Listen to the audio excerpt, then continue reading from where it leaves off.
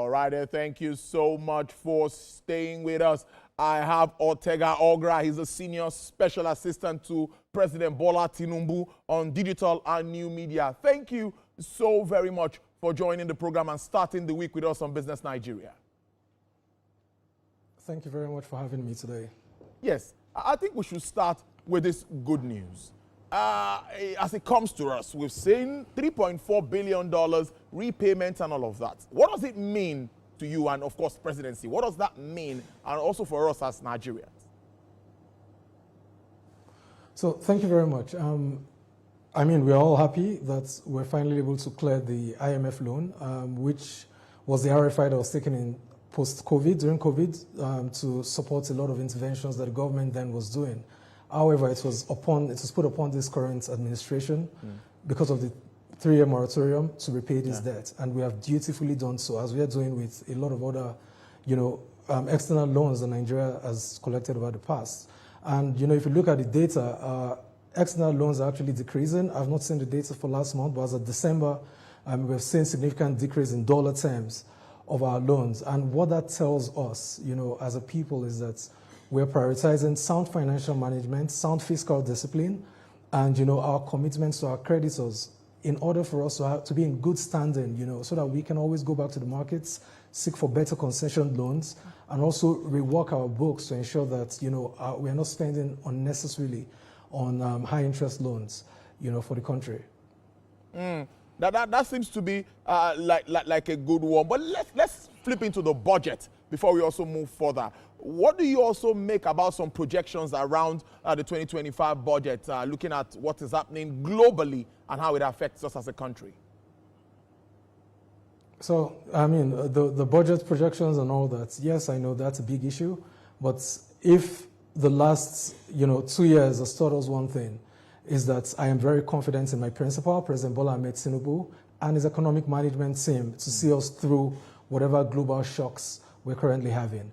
I mean, the oil prices are currently going down, as you've seen it, as we all know. It's enough to give jitters to anybody. But we have prioritized, cutting wastages in this government. We have prioritized, putting money towards infrastructure, towards things that are sustainable for the long term to bring about prosperity to the Nigerian people. So I know, and then we've also drawn down on, we've paid down on a lot of our, foreign debts in favor of more local, local debts on our books. And I think that's something that only foresight could have prepared us for.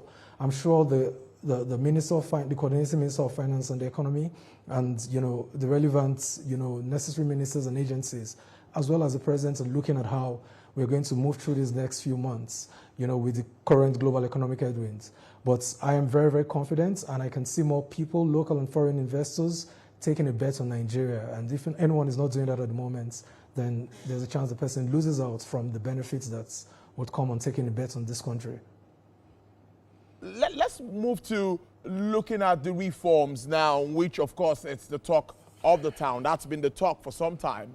And the fallout of these reforms. We've seen some positives with the central bank, improved reserves, improved net reserves. But, a man on the street would ask you, how does this impact in my pocket? Now, what sort of interventions do you think, as a senior special assistant to the president, should be instituted at this time that would trickle down to address the fallout of this reform? So, yes.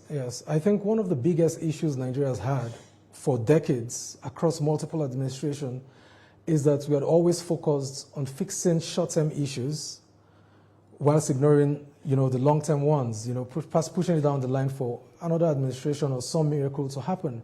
The time for that is over. Nigeria cannot continue to gamble with our future. We cannot keep using short-term solutions for long-term problems. We're going to get into the kind of trouble that we found, coming into this administration. For the common man, it is very important that the basis upon which this economy is going to be stable and grow for the long term is solid. The man on the streets, it's trickle-down economics. You build your industries, you create an enabling environment for individuals and businesses to thrive, and you support people across the value chain. You also invest in palliatives and things for those that are underserved and those that do not have the capacity to, be productive in this sort of economy. So it's a three-pronged approach. On one side, we have cut the wastages, we have fixed a lot of the gaps, we are dealing with a lot of the bleedings, we are restructuring our books. On the second side, we are ensuring that, businesses, industries, and co have an opportunity to thrive within this environment. And you can see that last year, I've been looking at a lot of 2024 full-year reports of a lot of organizations and businesses, publicly listed ones, across various sectors. And the numbers have been good. These are people who have taken a bet on Nigeria. These are people that saw to the long term. These are people that keyed into the renewed agenda of Mr. President Bola Ahmed Tinubu. And we can see the value that we're getting as a country. We know it's not been easy. I'll be one of the first to say it's been extremely difficult for a lot of Nigerians.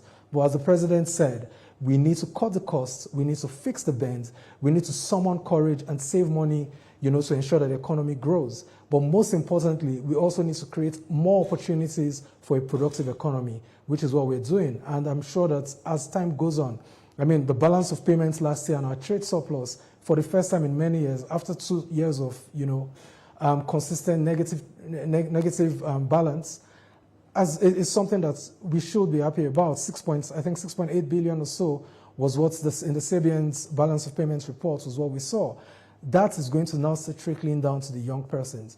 I saw someone complaining online the other day and saying, oh, why are they building the roads, the Lagos-Calabar Expressway or the Sokoto-Badagry Expressway? Why is the South getting most of these things? It's not about the South. It's ensuring that alongside the SAPZs, which are the special agro-processing zones, a lot of our smallholder farmers, a lot of our big farmers can move their goods quickly from farm to market in as quick a time as possible, or from farm to ports. We need to cut out that time that takes, produce from the farms to storage, to transportation and everything into the markets where they want to get to, whether local or international. And that is why we're doing, so it's a multi-pronged, multifaceted, multi-sectoral approach that we're applying to the economy. We are not going to look at one side and deny the other side, the injection that it needs to grow. But to the everyday man on the street, I want to once again appeal, just as Mr. President has appealed consistently, we have stopped most of the bleeding. We have removed most of the cabals from a lot of sectors within the key sectors of this economy. And we are going full force in ensuring that all sectors of the economy, all critical sectors of the economy, get the necessary impetus, get the necessary push that they need to thrive in a Nigeria that we know is turning the tide for good. So people should bear with us a little bit more. Salaries have been increased. The minimum wage has been increased. We all know about that.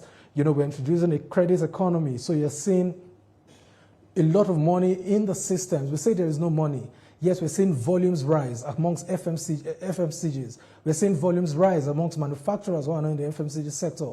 That is a good pointer to how the economy is going. It simply means people have more disposable income, despite the fact that inflation has been high. There's a lot more disposable income for people to buy things, especially because we've also introduced a credit economy across things. There's Credit Core, which is ensuring that you can buy a lot of things. Why do you as a civil servant or you as a low-income earner go and pay full amount for something you want to buy when you can take some credits and spread the payment responsibly over a period of time? Nel Fund also is another way we're introducing the credit economy to Nigerian people. With Nel Fund now, a lot of parents do not need to pay hundreds of thousands to send the children to school every year. That money is saved and is put towards doing other things that can be more beneficial and improve the quality of lives of the average family. So it's a multi-pronged approach, and we're also looking at, like I said earlier, giving palliatives to people across Nigeria who are underserved, who do not have maybe they're retired and they don't have people taking care of them, or who just don't have the capacity at the moment, to bring about a productive economy to them and the families. Interesting stuff. Now, you deal with digital economy and new media, and you would agree with me that digital transformation is a game changer, of course, in consumer engagement. Now, what role really is government playing in accelerating digital infrastructure? I want us to talk about this because the youth will be interested in knowing about this. What is playing and what is happening? So first things first, digital is somewhere, despite this funny joke, during the election period, digital is something that's very, very close to Mr. President's heart.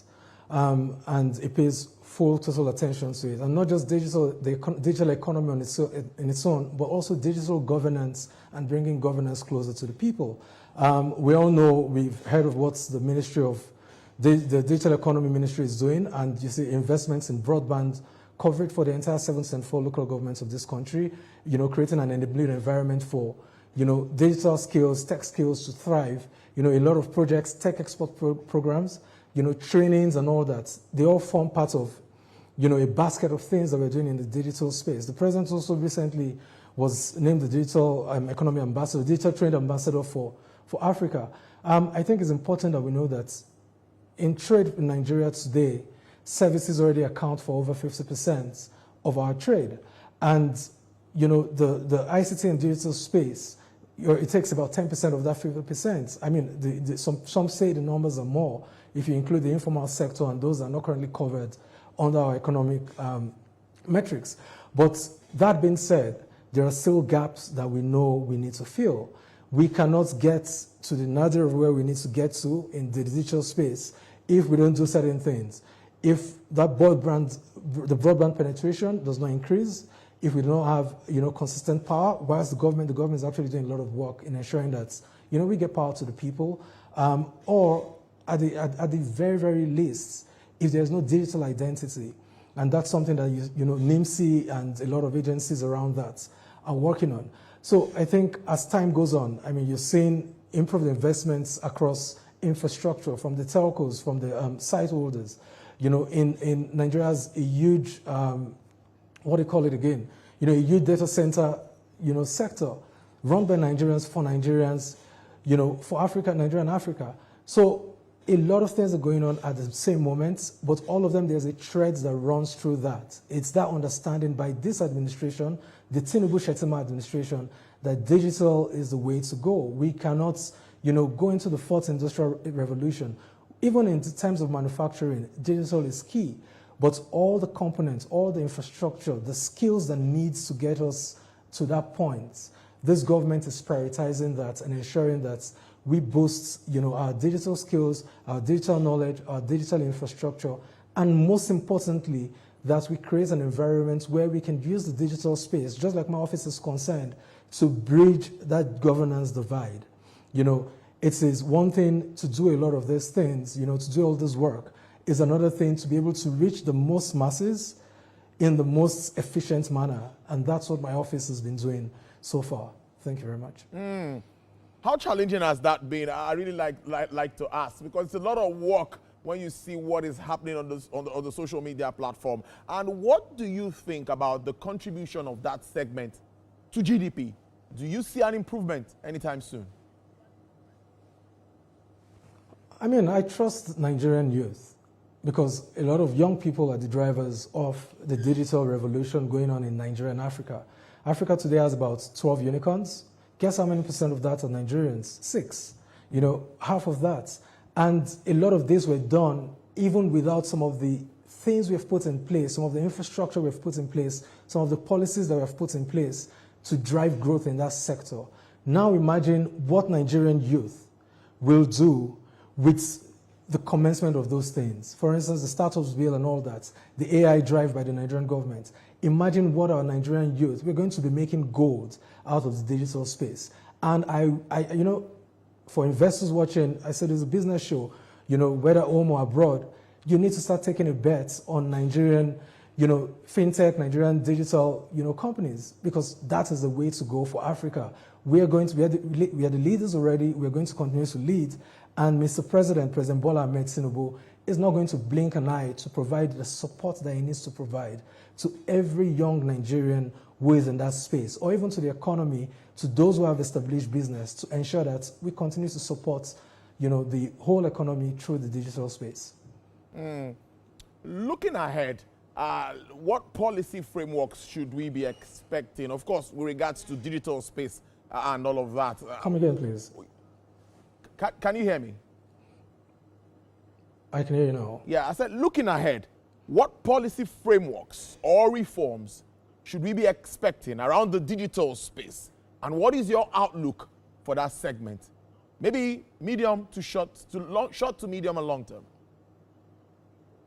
Yeah, so for the short term, I've seen a lot of estimates saying that the contribution of the digital space to the Nigerian economy, that's our GDP, should rise to about 18 to 20% by December 2025. Yeah. That would be very, very impressive if we can get to that.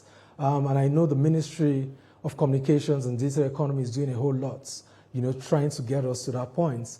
It might not be, the things that gets, your TV headlines or your newspaper headlines, because the work at this point is unflattering. Fiber optic cables are being laid across the country. The funds for that is already here. The funds are already engendering that growth. Infrastructure, whether it's from the telco side, you see that the latest reports from NCC show that there's been a growth despite, what people thought to be an hindrance to the growth of the telecommunications industry.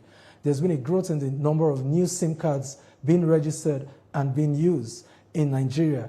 That is a plus. That's to show you that, you see the number of people doing content, and we're seeing digital being integrated into every other thing, from agri to healthcare, amongst other, key critical sectors. So in the short term, I foresee a place where we're going to move from just policy to actual work.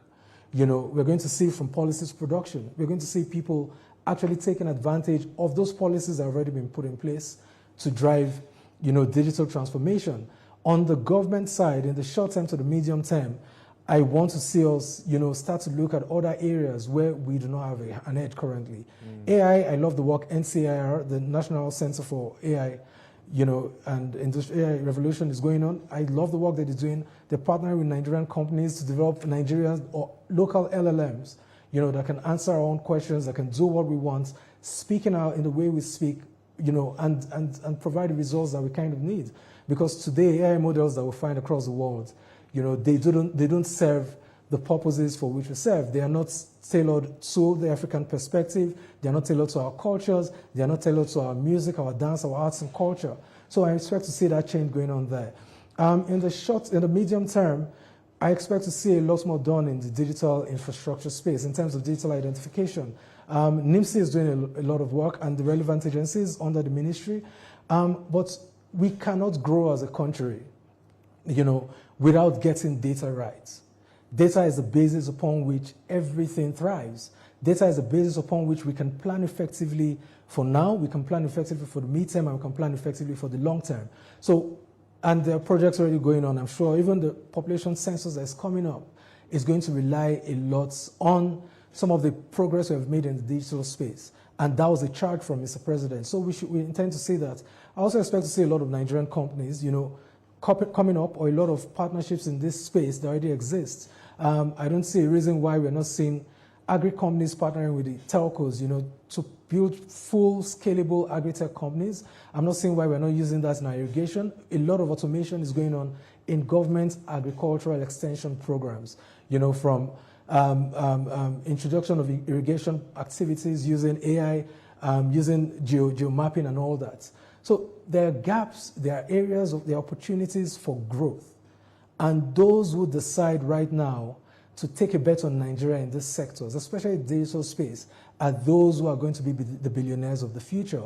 The future of Nigeria is not bleak. And I keep repeating this every platform I get. We need to start shouting this out the top of our voices, from the top of our roofs and everything.